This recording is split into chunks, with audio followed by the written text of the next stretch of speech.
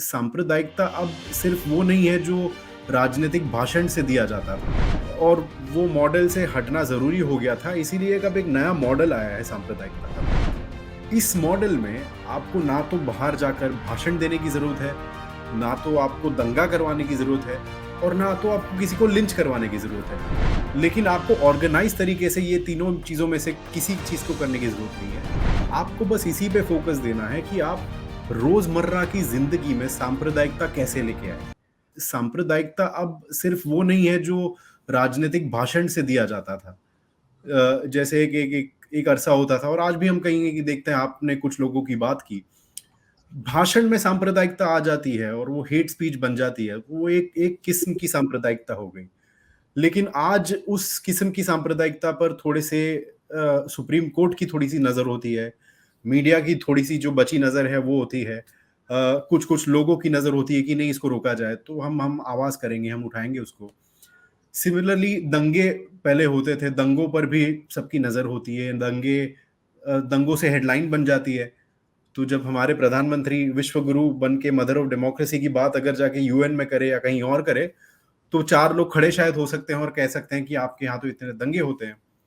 तो उस सांप्रदायिकता का उस मॉडल से हटने की ज़रूरत पड़ गई थी अब और वो मॉडल से हटना ज़रूरी हो गया था, इसीलिए अब एक नया मॉडल आया है सांप्रदायिकता का। इस मॉडल में आपको ना तो बाहर जाकर भाषण देने की ज़रूरत है, ना तो आपको दंगा करवाने की ज़रूरत है और ना तो आपको किसी को लिंच करवाने की ज़रूरत है। वो अगर हो जाए आगे जाकर तो वो अपने आप हो जाए तो ठीक है। लेकिन आपको ऑर्गेनाइज़ तरीके से ये तीनों चीज़ों में से किसी चीज़ को करने की ज़रूरत नहीं है। आपको बस इसी पे फ़ोकस देना है कि आप रोज़मर्रा की ज़िंदगी में सांप्रदायिकता कैसे लेके आए। तो उस प्रोसेस में पॉपुलर कल्चर जो होता है, जो लोकप्रिय संस्कृति के क्षेत्र होते हैं, उसका उसका इस्तेमाल कर आप लोगों में सांप्रदायिकता की भावना को आप उम्दा करिए, आप उसको थोड़ा-सा स्प्रेड करिए। और ये मुहिम जो थी वो मैं पिछले 6-7 साल से देख रहा हूँ, ये धीरे-धीरे इसकी ये शुरुआत हो गई थी। कि जब मैं 2018 में 19 में मैं जाता था, जिन-जिन जगहों पर गया था मैं, जैसे आपने झारखंड का उल्लेख किया है, तो झारखंड में एक जगह है गुमला, जहाँ से मेरी कहानी शुरू होती है बुक की। तो गुमला में भी ऐसा ही था कि रामनवमी का अवसर था और सालों-साल ये तो प्रथा चलती आ रही है, आपको पता होगा संजीव जी कि रामनवमी बहुत बड़ा एक ओकेज़न होता है, बहुत बड़ी जुलूस निकलती है। तो गुमला में भी हर साल की तरह वहाँ पे भी रामनवमी की जुलूस निकल रही थी। लेकिन उस साल जब वो जामा मस्जिद के बाहर वो जुलूस आई, तो वो जुलूस में एक अलग किस्म की एनर्जी थी, एक अलग किस्म का माहौल बन गया और वो इसीलिए बना क्योंकि जब भी वो गली में आती है जहाँ जामा मस्जिद है गुमला की, वहाँ एक गाना चालू हो जाता है जुलूस में और वो शुरू हो जाता है गाना और वो गाने के शब्द होते हैं, मुल्ले की टोपी गिरा दो। तो तो जैसे वहाँ के जामा मस्जिद के बाहर जो वहाँ के जो मुसलमान थे, जो हर साल की तरह वो आते थे, वो जुलूस को वो उसको वेलकम करते थे, उसका स्वागत किया जाता था, उनको फूल-हार देते थे, सारा कुछ होता था।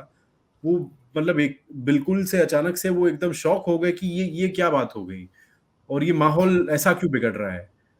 तो वो उस एकदम समय की अचानक बात उनके लिए अप्रत्याशित ये होता बिल्कुल। होगा। नहीं और उन्होंने तो ये गाने कभी सुने भी नहीं थे, तो वो कहने लगे कि ये किस किस्म के गाने हैं, जो ऐसे बजाए जा रहे हैं जिसमें हमको टारगेट किया जा रहा है या फिर हमारे खिलाफ लोगों को भड़काया जा रहा है।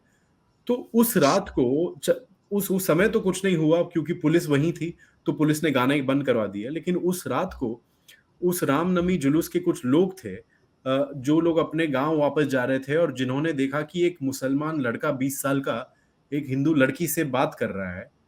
तो वो जिस जिस जिस जोश में वो लोग वापस जा रहे थे, उस जोश में उन्होंने देखा कि ये तो लव जिहाद हो रहा है। उन्होंने ये नहीं देखा कि 2 दोस्त अपने एक साथ बात कर रहे हैं, एक-दूसरे से बातें हो रही हैं। उन्होंने ये देखा कि एक सांप्रदायिक नज़रिए से उन्होंने देखा कि ये लव जिहाद हो रहा है। तो उसने वो जो मुसलमान लड़का था जिसका नाम मोहम्मद शालिक है, उसको उन्होंने रास्ते पर खींच के जो लाइट की पोल होती है, वहाँ से बाँध दिया उसको और उसको उतना मारा कि उस रात मोहम्मद शालिक मर गया।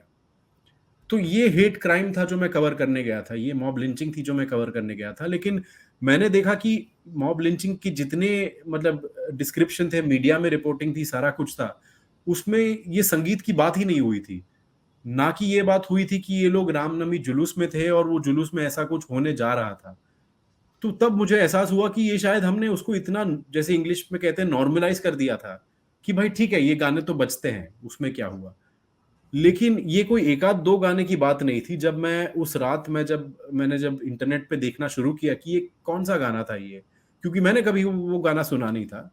तब मुझे एहसास हुआ संजीव जी कि ये तो पूरी की पूरी इंडस्ट्री है, जो इस किस्म के गाने बना रही है और जिसका जिसका उद्देश्य बस यही है कि हिंदुत्ववादी विचार और आगे बढ़े और लोगों में वो विचारधारा की एक्सेप्टेबिलिटी बढ़े।